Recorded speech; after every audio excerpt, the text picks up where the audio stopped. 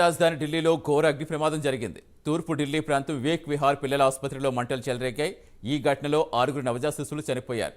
మరో 5 పరిస్థితి విషమంగా ఉంది. సమాచారం అందుకున్న అగ్నిమాపక సిబ్బంది ఘటనాస్థలికి చేరుకుని సహాయక చర్యలు చేపట్టారు.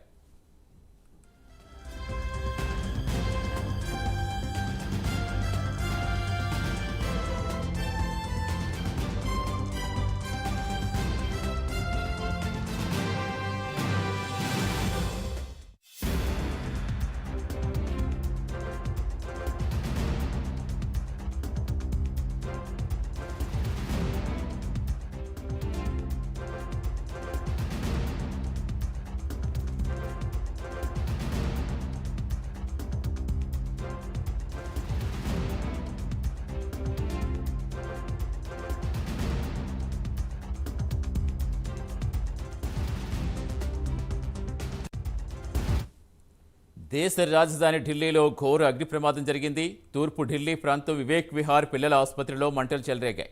ఈ ఘటనలో 6 నవజాత శిశువులు చనిపోయారు. మరో 5 పరిస్థితి విషమంగా ఉంది. సమాచారం అందుకున్న అగ్నిమాపక సిబ్బంది ఘటనాస్థలికి చేరుకుని సహాయక చర్యలు చేపట్టారు. పూర్తి సమాచారం ఇచ్చేందుకు మా కరెస్పాండెంట్ రామకృష్ణ జరుగుతున్నారు. రామకృష్ణ, చాలా విచారకరం. పిల్లల ఆసుపత్రిలో మంటలు చెలరేగడం అసలు ఎలా జరిగింది? ప్రమాదానికి గల కారణాలు తెలుస్తాయా? ప్రస్తుతం ఎలా ఉంది అక్కడ పరిస్థితి?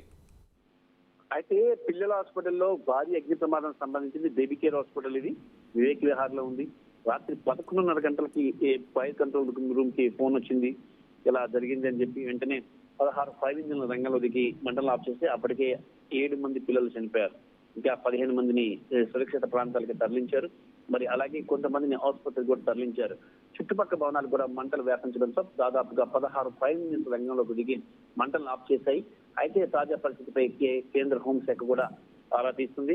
అలాగే ఢిల్లీ ముఖ్యమంత్రి అరవింద్ కేజ్రీవాల్ తాజా పరిస్థితిని సమీక్షించారు.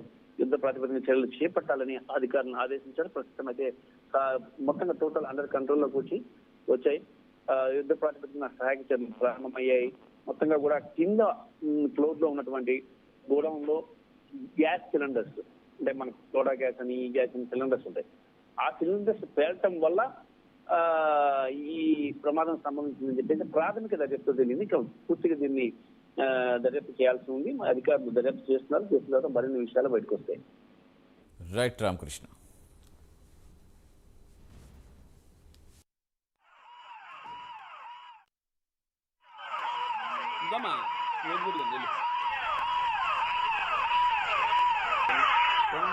చూడు